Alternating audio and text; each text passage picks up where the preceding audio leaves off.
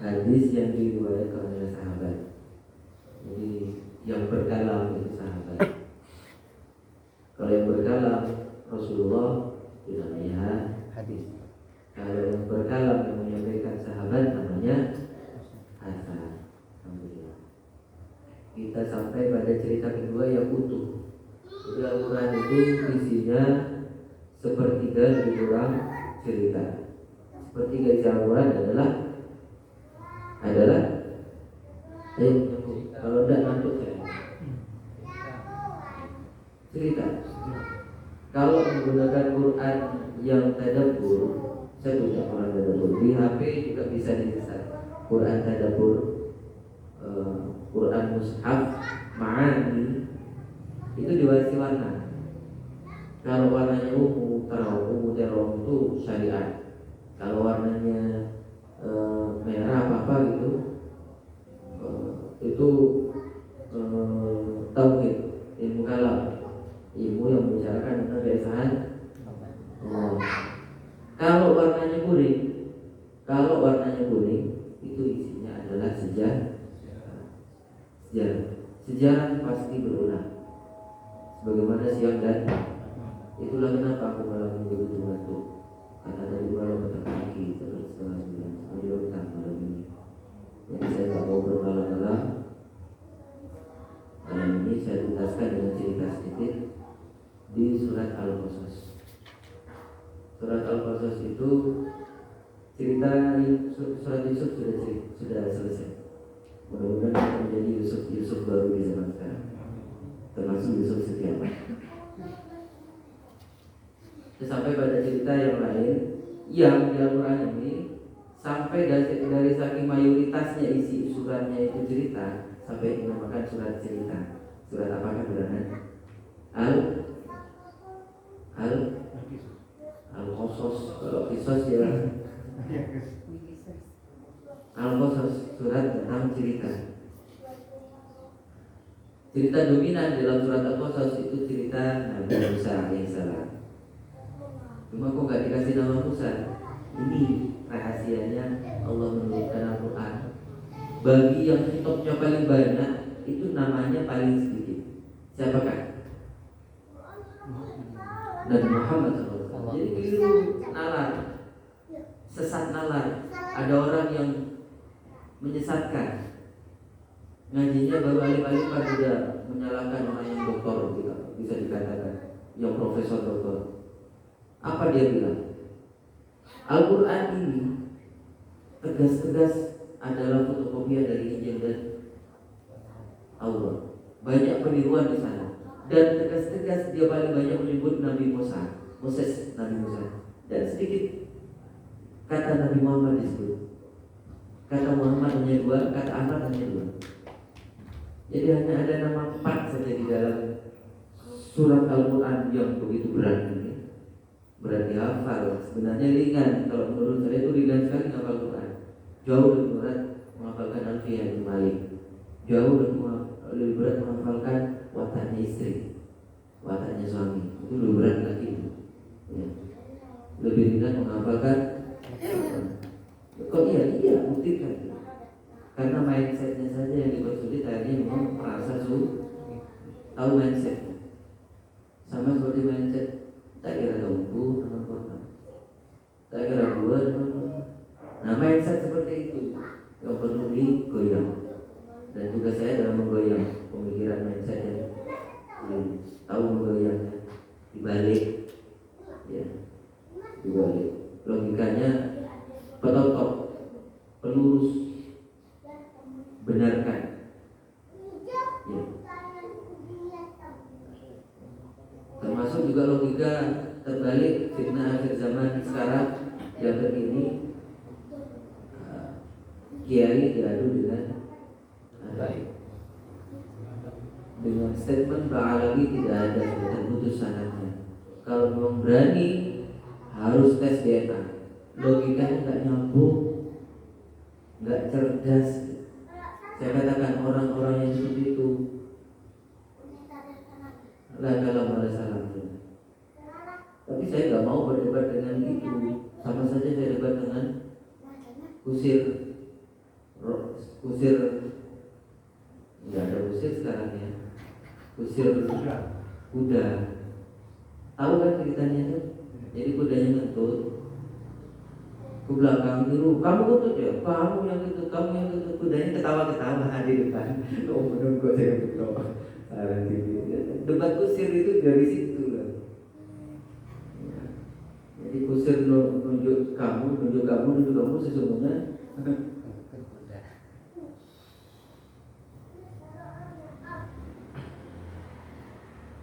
gak masuk akalnya apa kalau dibilang putus.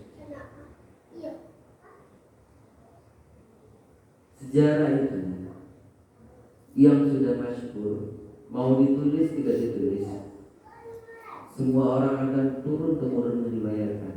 Memang detailnya banyak yang gak tahu, tapi secara umum pasti akan tahu. Dan kebenaran adalah kebenaran, dijaga oleh konstitusi sejarah. Allah sendiri yang menjaga dengan melibatkan makhluknya yang super-super, malaikat, para alim, dan seterusnya. Mau digoyang kayak apa ya? Yang menjaga itu konstitusi terkuat, konstitusi tauhid. Paham ya? Jadi balang itu terus tes DNA, nggak masuk akal. Masuk akalnya apa? Sudah sering saya contohkan. Si A, si B suami istri, B selingkuh sama si C, lahirlah anak D. D ini bapaknya C apa A? Ayo, kalau cerdas lulus S3. Gak perlu capek-capek daftar kemudian. Iya, A apa C? Yang suami. Iya, A berarti ya. Ikut kemarin itu rame-rame harus berani tes DNA. Kalau tes DNA ya, pasti dia itu anak darah si C. Anak darah maksudnya. Ya. Enggak masuk akal. Tapi ya gimana juga ngomongin kuda kan enggak mungkin. Kuda jalan itu dong. Debat kusir itu di situ. Akhirnya kan sama-sama sadar ada memang ada kusir. Ternyata bukan kita yang betul, sudah tengkar begini. Ternyata kuda. Dibilang kuda jangan ketut. Kuda baru dibilang. Ya sudah. Maka di Al-Quran diajari tentang bagaimana cara berkalam dengan orang lain yang tidak nyambung. Wa idza khatabahul jahiluna qalu salama. Lebih baik diam. Salam cerita yang ringan dulu. Tapi kalau sudah mau nyambung silakan. Termasuk teman-teman yang sudah nyambung silakan. Ini kebenaran, tidak akan pernah hilang dari sejarah. Mau ditutupi kayak apa? Contoh sederhana, guru SKI. Saya coba tes lalu apa? Lebih baik mana Daulat Abbasiyah dan Daulat Umayyah? Abbasiyah. Nah ini keliru juga guru SKI. Repot ini gurunya. Kenapa kok Abbasiyah? Karena pemikir-pemikir itu banyak di Abbasiyah. Betul. Terus kenapa kok tidak mengunggulkan Umayyah?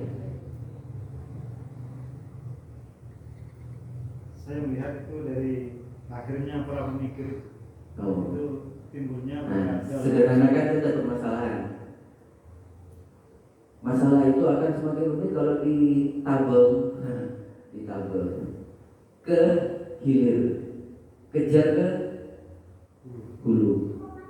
Sederhanakan masalah, tak bantu guru SKI biar lulus. Setelah itu langsung wisuda S3 SKI. Ya. Dulu mana Daulat Umayyah sama Abbasiyah? Umayyah. Nah, jelas. Sekarang statement Rasulullah benar apa tidak? Betul. Nah, itu keyakinannya. Wah, kenapa? 100 tahun pertama masa Rasulullah itu yang paling bagus. Iya. 100 tahun berikutnya terus kurang. Iya. Sekarang dulu mana Umayyah sama Abbasiyah? Umayyah. Nah, baik mana? Duluan atau belakangan? Duluan. Nah, sekarang lebih baik Umayyah sama Abbasiyah. Ini logika sederhana saja pakai. Bisa gimana? Lebih ekstrim lagi saya tanya sekarang, kita sama-sama mengalami mengalami orde baru zamannya Soeharto, sama orde reformasi zamannya SBY, sama zaman now sekarang, zaman generasi Z. Dipimpin oleh Pak Jokowi, katanya mau diganti oleh Pak Prabowo. Logika sederhana, pakai lagi keimanan kita. Jangan tidak dipakai, itu batal keimanan kita. Dulu mana? Lebih baik mana? Coba semua reformasi. Pak Harto. Zamanku toh. Tapi itu terlalu kecil, terlalu pendek. Karena imperium itu biasanya akan berputar 100 tahun. Minimal satu dasawarsa. Tahu satu dasawarsa. Jadi putaran zaman itu setiap 100 tahun, namanya 1 abad. Makanya setiap 1 abad Allah mengirimkan hujan, diputar alam ini. Jadi pemain baru tapi kisahnya serupa, tapi tidak sama. Jadi sutradaranya satu tetap Allah, tapi pemainnya diputar lagi. Jadi ada estafet. Menjadi salah satu Imam Syafi'i rahimahullah, Imam Ghazali rahimahullah, dan imam-imam yang lain. Itu yakin. Makanya di awal abad biasanya ada orang-orang yang Allah kirim, Allah lahirkan untuk menjadi mujad, memperbarui zaman. Bukan zamannya yang baru, bukan. Tapi ibarat siang dan malam itu diputar oleh Allah. Paham ya? Balik lagi logikanya. Lebih baik mana zaman Soekarno sama zaman sekarang? Sudah termakan oleh dogma saya. Ya. Sudah termakan. Paham ya? Paham tidak? Alhamdulillah. Tapi ada tapinya. Belum tentu zaman yang pendek itu lebih baik dari zaman sebelumnya ke setelahnya, karena suasana dan keadaan moodnya berbeda. Sama seperti pagi kita cerah sekali, lagi enak-enaknya, tapi ada suatu pagi yang kita tidak enak sama sekali moodnya. Jadi paginya tetap, jamnya tetap, harinya tetap, bahkan diputar. Itu kuasa Allah saja yang membuat hari demi hari kita berbeda. Ana khalqun jadid, kata hari, setiap pagi aku adalah orang yang baru, dan aku tidak akan pernah kembali sampai kiamat. Jadi rekamannya itu rekaman berjalan kayak gini, nggak pernah berhenti dan nggak pernah berulang lagi. Malam sekarang malam apa? Rabu. Apakah sama dengan malam Rabu kemarin? Ya. Apakah sama dengan malam Rabu yang akan datang? Ya. Sudah saya gambarkan dulu pada puluhan tahun yang kemarin, bagaimana kita menginsafi, menyadarkan bahwa hidup ini hanya 3 detik. Detik yang lalu itu sudah menjadi kenangan masa lalu dan tidak akan pernah terulang. Detik sekarang ini menjadi kenyataan, dan itu terus sekarang adalah sekarang adalah menjadi tadi. Bisa dipahami? Dan detik yang akan datang kita belum tahu detik itu kita hidup apa enggak. Itu namanya harapan. Allah perintahkan di Al-Quran surat Al-Hasyr, ya ayyuhalladzina amanu taqullaha wal tanzur nafsum ma qaddamat lighad. Takwalah kalian kepada Allah, wahai orang yang beriman, dan persiapkan besok hari. Meskipun kita tidak ada jaminan besok masih. Baik. Surat Al-Qasas itu menceritakan tentang Nabi Musa dari kecil sampai dewasa. Surat Al-Qasas ini beda dengan surat Yusuf. Kalau surat Yusuf turun sekaligus, surat Al-Qasas itu bertahap, meskipun cerita mayoritas tentang kisah Nabi Musa. Di akhir-akhir ada kisah tentang Korun. Ya, saya ngakui tafsir bacaan dari kalau bercetong-cetong Allah Ta'ala itu.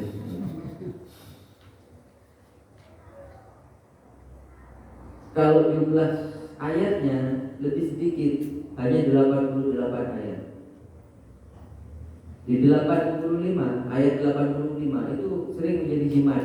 Orang yang mau berangkat haji maupun umroh ditulis di kusen pintunya. Ba'da billahi minasyaitonir rajim. Innal ladzi farada 'alaikal Qur'ana laradduka ila ma'ad. Sesungguhnya Allah yang mau menurunkan Al-Qur'an ini pasti akan membalikan wahai Muhammad ke tempat asalmu dengan kesuksesan kepada Mekah. Makanya Futuh Mekah itu adalah kemenangan besar dari Muhammad SAW. Peperangan gitu, tapi peperangan yang tidak ada perang di dalamnya. Taktik Nabi mau ngajak sebanyak mungkin pasukan dari dari Madinah menuju Mekah dan merahasiakan tujuannya. Bahkan pasukannya sendiri tidak tahu mau kemana mereka. Diselimur-selimurkan oleh Nabi. Hanya sedikit orang saja yang tahu. Abu Bakar, Umar, Utsman, Ali, Khalid bin Walid, dan orang-orang elit pokoknya. Yang 10.000 lainnya pada nggak tahu. Kita perang kemana ini? Mau melawan siapa ini? Kalau Nabi langsung lurus ke selatan, kan Mekah itu utaranya, Madinah itu utaranya Mekah. Maka pasti kita mau nyerang Mekah di kafir Quraisy, ya cocok, kita sudah menang, sudah jumlahnya banyak. Tapi tidak, Nabi selimur-selimurkan ke barat, ke timur. Kayaknya mau ke Hawazin, enggak, dibelokkan lagi sama Nabi. Kayaknya mau ke Taif ini, agak Lauk. Taif itu dekat Mekah. Kita tunjuk dulu. Ya, dan singkat cerita, begitu sudah dekat Mekah baru proklamasi Nabi, kita akan menyerang Mekah. Tapi mudah-mudahan tidak sampai berdarah-darah. Itu ada saudaraku, ada pamanku, ada bibitku. Kalau kalian menyakiti mereka meskipun masih kafir, kalian menyakiti aku. Begitu cintanya Rasulullah kepada umatnya, meskipun merangi Nabi sampai mau membunuh. Sayangnya nanti kepada kita. Jadi dirahasiakan betul. Singkat cerita, besok paginya betul kejadian. Kaget orang Mekah Arab itu. Biasanya kan mau perang itu zaman dulu itu janjian dulu kan. Dari saking GR-nya ya, orang Arab zaman kuno itu mau perang, pengumuman dulu. Saya besok mau carot sama si A, si Fulan, ya misalnya. Pengumuman, pasang pengumuman. Jadi mati itu bagi mereka seperti merokoknya Pak Budi. Ya. Jadi biasa saja. Nyawanya itu dianggap enteng. Abu Jahal tahu nggak? Abu Jahal itu dibunuh oleh Abdullah bin Mas'ud. Abdullah bin Mas'ud itu kecil orangnya. Pernah diketahui sama sahabat-sahabat yang lain ketika beliau naik bunga lengkeng misalkan ya. Terus kelihatan betisnya kecil gitu. Kita dibully gitu. Nabi Ma'ar itu meskipun kecil besar nyalinya itu. Nanti akan bunuh orang yang paling besar itu. Betul. Abu Jahal badannya kekar. Dari saking kekarnya, Abdullah bin Mas'ud yang pakai pedang itu diangkat pedangnya, ngeset. Dari saking kecilnya, tahu ngeset ya. Dan mau bunuh Abu Jahal di perang Badar itu, nabuh ke tahun. Dari saking tambunnya Abu Jahal itu. Dan Abu Jahal tak takut mau mati. Ya Allah, sudah tertutup memang hatinya. Diajari, sini kalau mau bunuh aku gini, ke sini, di sini. Ya beliau gue. Ya. Yang bunuh itu Abdullah bin, orangnya kan meskipun kecil jangan ya. Nyalinya besar gitu kata Nabi. Kira-kira saya kecil-kecil apa yang gitu. Enggak. Ya. Kembali ke cerita Al-Qasas itu cerita tentang Nabi Musa alaihissalam. Nabi Musa tidak menjadi nama sunat, tapi namanya paling banyak dalam Al-Quran, ranking 1 paling banyak. Tadi saya sempat cerita ya, orang yang sangat ngalah mestinya itu diturunkan kepada Nabi Musa. Kok nggak masuk akal ya diturunkan kepada Nabi Musa? Nabi Musa sudah lama wafat ya. Tapi memang Al-Quran diturunkan dalam rangka salah satu misinya membenarkan ajaran yang disesatkan oleh pengikut Nabi Musa alias orang Yahudi, paling bandelnya mereka. Sampai disebut dalam Quran, kirodatan khasir, jadilah kamu motak-motak yang rendah. Menurut ahli tafsir ada yang bilang motak betulan, jadi lutung kasarung. Tapi ada yang bilang wataknya saja yang berubah seperti motak. Fisik penampakan itu seperti manusia biasa. Kalau melihat dua-duanya bisa benar. Sampai sekali berwaliullah Kiai Hamid Rasulullah, suatu ketika beliau ketamuan seorang pembesar, pejabat, bupati atau gubernur atau mana. Beliau lari. Ini ibarat rumah beliau. Lari kemudian ke atas bungkam geledek.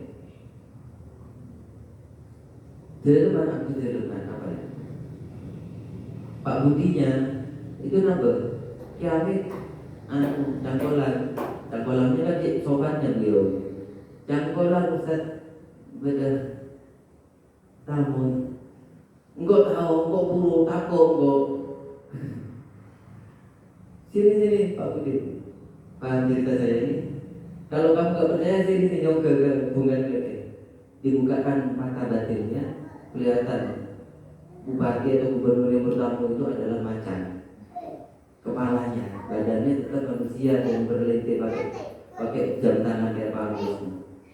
Tapi kepalanya kepala orang-orang tertentu bisa memfoto seperti itu. Ya mudah-mudahan saya tidak dibuka kayak gitu. Tapi ada rasa-rasa dulu. Allah, karena memang kayak gitu dirahasiakan, ditutup sampai sekian. Mau cerita lanjut? Nabi Musa itu adalah manusia yang istimewa. Manusia istimewa pasti mendapatkan ujian yang paling istimewa dari Allah Subhanahu wa Ta'ala. Nabi Ulul Azmi nomor 3 secara urut zaman. Setelah Nabi Nuh, Nabi Ibrahim, Nabi Musa. Ranking ketiga juga dari sisi tingkat kesabaran lebih kurang. Nabi Muhammad yang ke-1, Nabi Ibrahim nomor 2, Nabi Musa nomor 3. Kadang gini ya, jenting-jenting kecelakaan itu betul.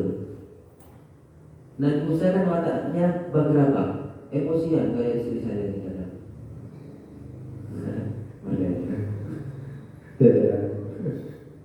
Gampang nanti maafnya saya ini. Api sabar-sabarnya orang jadi dia istri saya. Nah biar GR. Nabi Musa itu bergerabaknya orang. Sampai Nabi Adam pernah kan sudah saya cerita ya, dibuka, di MK kan ya sama Nabi Musa. Jawabnya sederhana saja, Nabi Adam dan kalah set Nabi Musa. Ya, dikalahkan oleh si Baleka. Dan Allah tahu, Maha tahu dengan mata amalnya.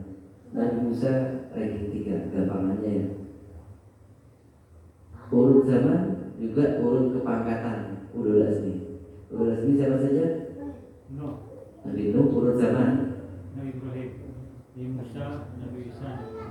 Sekarang diurut dari sisi kepangkatan. Kira-kira Nabi Ibrahim, Nabi Ibrahim, Nabi Musa, Nabi Musa, Nabi Isa alaihissalam, Nabi Nuh. Sekarang berlogika saja ya cerdas. Nabi Isa itu jadi nabi pada umur berapa?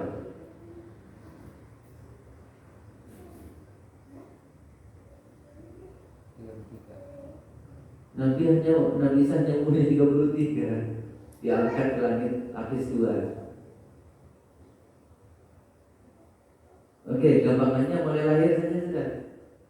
Karena Nabi Musa lahir sudah bisa berkalam. Itu sudah keluar mukjizatnya. Sudahlah. Mau dari balik, mau dari umur 40 jadi nabi. Offset belum diangkat jadi sudah diangkat duluan. Ya, saat lebar. Jadi Nabi Isa itu diangkat ke langit umur 33 sekitar. Tapi angkat dari nol, dari lahir Nabi Isa alaihissalam jadi nabi. Berarti hanya 33 tahun beliau berdakwah. Sedangkan Nabi Nuh dakwah kepada kaumnya berapa? Masih ingat? 1050. Lebih tepatnya begitu bahasanya, jangan 960. Karena rumusnya beda ternyata.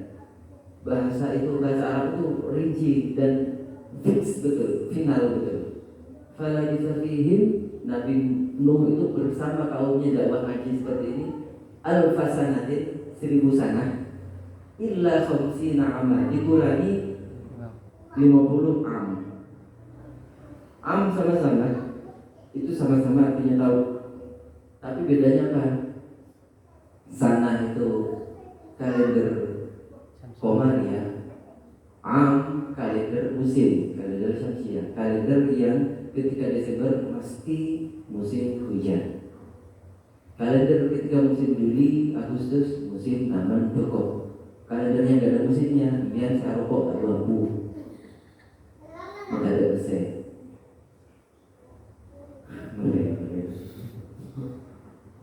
Gak apa-apa, saya dakwah. Perkara diikuti alhamdulillah, gak diikuti saya tetap berpahala. Serokok-rokoknya merokok, gak bakalan merokok 24 jam. Paling 1 jam 2 jam dalam durasi sehari. Sisanya 23 jam itu bersyukur kalau mendapatkan ganjaran dia tidak merokok. Kaidahnya orang yang tidak merokok itu tidak melakukan kemakruhan. Orang yang tidak melakukan kemakruhan tidak dosa, justru mendapatkan pahala. Kalau melakukan tidak mendapatkan dosa, tapi juga tidak mendapatkan pahala.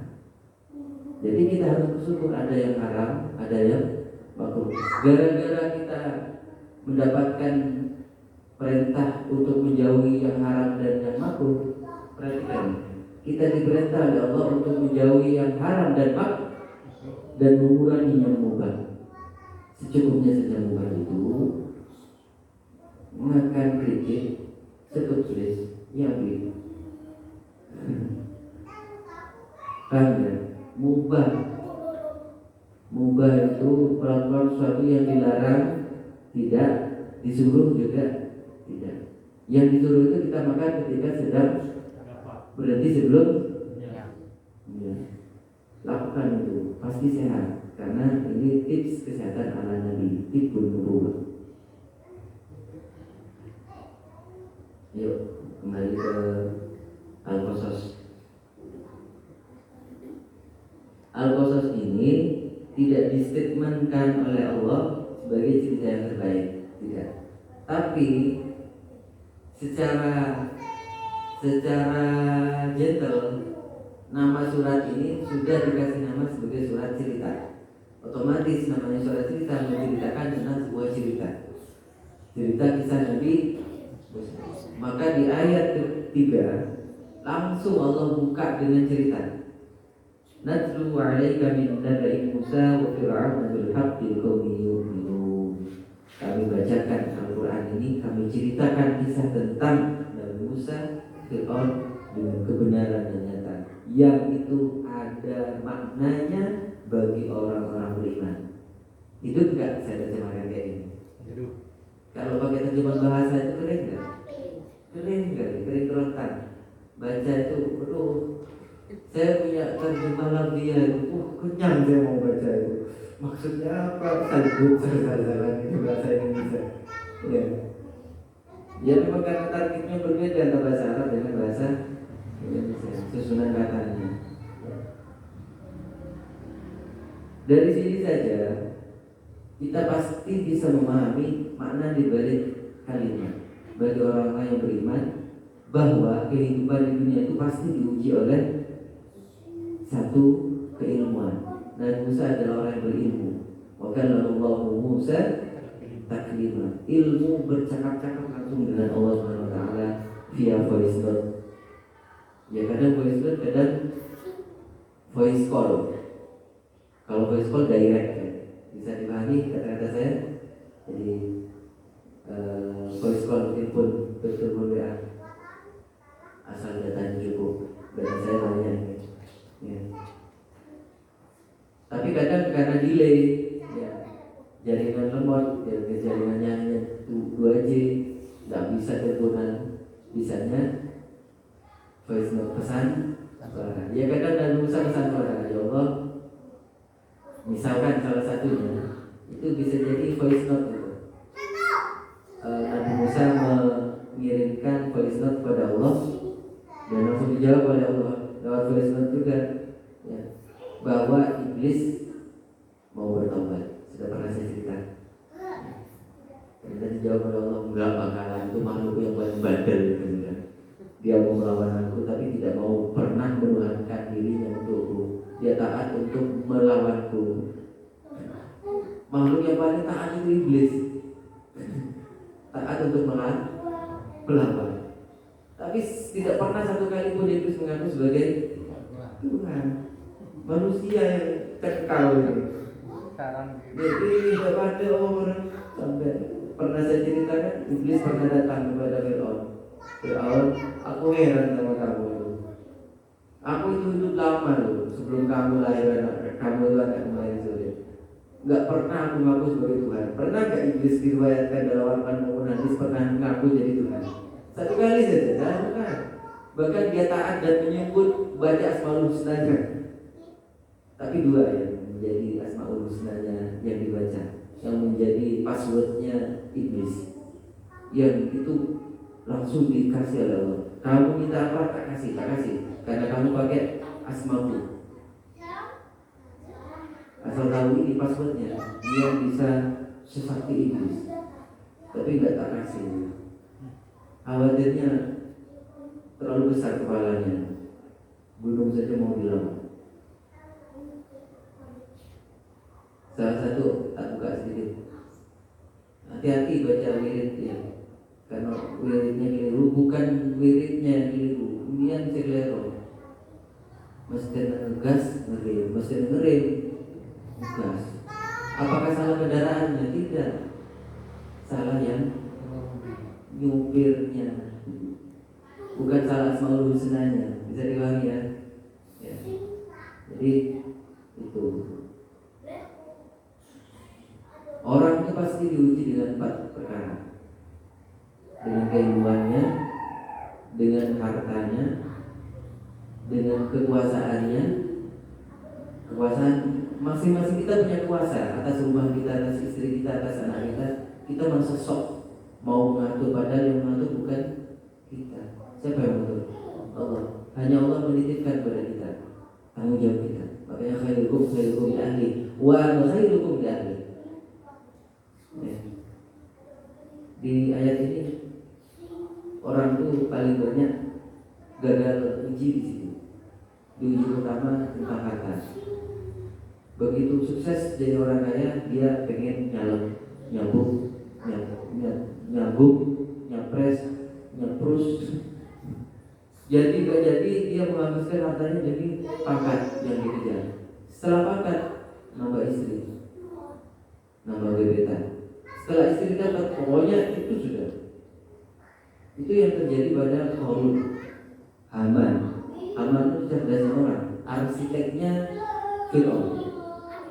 Di sini disebutkan juga. Tapi saya urut saja juga biar gak maju mundur ceritanya. Nabi Musa, bayinya disebut di sini, itu lahir hampir sama serupa seperti bayinya Nabi Ibrahim oleh Namrud. Nabi Musa oleh Fir'aun. Apa dimaksud? Setiap bayi laki-laki karena dia dapat lamat. Karena lamat itu seringkali benar. Mimpi itu kan ada 3 ya. Mimpi dari Allah pasti benar. Mimpi dari setan pasti salah. Namanya pasti salah. Ya gampang dibalik logikanya. Paham ya? Saya kok tadi mimpi jelek ya. Saya yakin kok mimpi dari setan. Dibalik saja maknanya. Bisa dimaknai nggak berarti? Ya. Dan mimpi yang adwal ahlam di surat Yusuf mimpi bunga tidur. Itu yang nggak bisa dimaknai. Bisa dipahami? Ada soalan? Bisa saya contohkan? Dia juga mimpi tadi dalam mimpi berenang dalam air yang hangat. Bangun-bangun ternyata ada hangat-hangatan di pahanya dan basah. Ya. Ngompol. Ya. Oh itu kayak Pak Hamdan sekarang ini. Coba kan dia bangku tangan. Dan sering di sini dikawinkan antara kekuasaan dan harta. Contoh di sini bisa ayat 8. Inna Fir'auna wa Hamana wa junudahuma kanu khati'in. Sesungguhnya Fir'aun dan Haman dan pasukan keduanya. Bisa dipahami kan? Sesungguhnya pasukannya Fir'aun atau pasukannya Haman? Pasukannya Fir'aun. Oh, kenapa kok Allah bilang dalam ayat itu wa junudahuma dan pasukan keduanya? Kenapa? Sampai dengan sekarang terjadi. Asal tahu saja. Sponsor baca buku itu rata-rata bukan dirinya sendiri. Ber-MM gitu. Itu ada sponsor. Saya tahu alur. Ada orang tertentu yang datang ke saya menawarkan ini dan saya tahu orangnya ini dan siap membayarkan 10M, 20M kalau kamu mau naik sekian, kalau mau nabung sekian. Tapi imbalan misalkan SK berlaku, surat keterangan berlaku.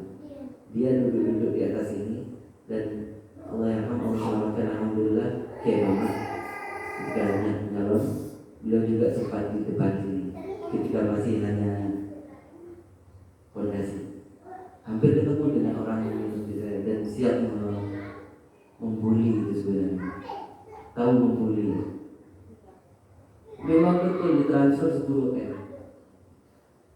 Uangnya banyak luar biasa. Tapi setelah itu dia minta 20M, 200M, 2T sebagai imbalan. Dia jual harga, jual beli. Bisa dipahami? Ada yang ngeri kalau masuk politik. Saya politik.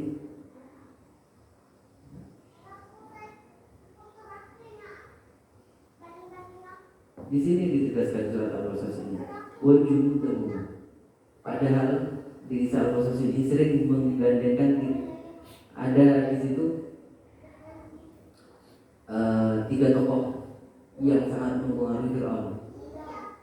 Fir'aunnya sendiri, Haman, orang yang sangat cerdas, arsitek keilmuan, dan Korun, orang yang sangat kaya. Itu tiga-tiganya setel untuk melawan Nabi Musa. Nabi Musa sendiri yang dikeroyok sama 3 power yang super power. Fir'aun power militernya, Haman power kecerdasan intelektualnya, ya, dan Korun power ekonominya, pendanaannya. Kumpul jadi satu koalisi menyerang Nabi Musa. Backingannya sama kuasa, bukan kecil. Ya. Tapi saya mau cerita lagi yang romantis, yang dia nggak tegang. Ternyata di belakang semua itu adalah wanita-wanita yang kuat. Asal tahu saja Fir'aun yang kuat kayak gitu ya, di depan istrinya itu bodoh kayak orang itu sedih gak lulus. Mas Fir'aun, kamu tuh harusnya begini. Iya ya, mestinya gini. Saya mau gak keluar gitu waktu tadi saya di istana. Maka bodoh kamu sekali. Jadi bodoh-bodoh lagi segini. Sebenarnya dengan Nabi Musa alaihissalam, istrinya seorang yang solehah sekali kayak Ania. Itu putrinya Nabi Syuaib. Putri tapi kayak putra. Bini King Anwar Ubi. Jadi anaknya Nabi Syuaib itu bini Robi. Gak ada yang Anwar Ubi ya sudah dia turun tangan. Itu kan yang cerita di Al-Quran yang direkam di surat Al-Qasas ini. Nabi Musa itu diusir dari istana, lari ke Madian, melewati gurun panjang. Ya, ukuran orang normal mati gitu. mati tuh, nggak kuat dengan tahan dan panasnya yang terik. Sampai di mana dia mendapati wanita-wanita nungguin orang sedang ngasih air ke kambingnya sampai lama. Selanjutnya kenapa mahkot hukumah? Kenapa kalian kok nggak ngantri? Kami ini lemah perempuan dan mereka sangat kuat muamnya kakek. Akhirnya diambil alih oleh Nabi Musa. Ya, saya nolong ngasih makan, ngasih minum kambing-kambingnya itu. Dan perempuannya, putrinya Nabi Syuaib ini mengucapkan kepada ayahnya, saya tadi ditolong oleh seorang laki-laki ganteng, kayaknya orang Mesir. Kelihatan dari wajahnya beda, orang Mesir. Berterima kasih, kasih obat. Iya, tak kasih lebih obatnya bukan hanya uang, tapi salah satu di antara kalian mau tak kawinkan sama dia. Ya, bermakan seperti itu.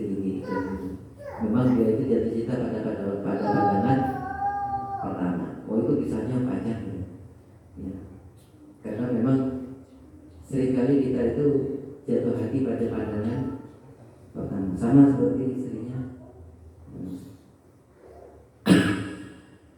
Kira-kira dan pertemuan di sumur itu,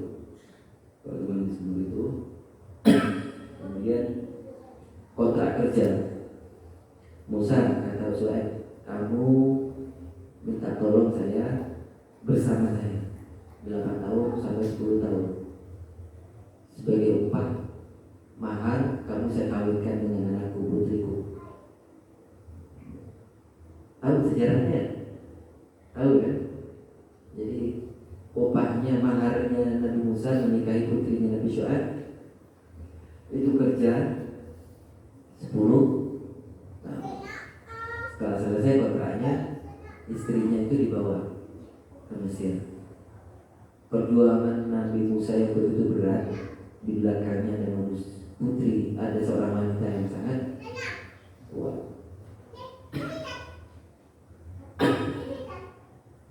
Saya kira cukup sekian. Sudah, batuknya ini nggak bisa ditolerir. Kita tutup dengan kafaratus.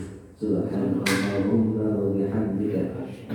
La ilaha illa anta astaghfiruka wa atubu ilaik. Assalamualaikum warahmatullahi wabarakatuh. Waalaikumsalam.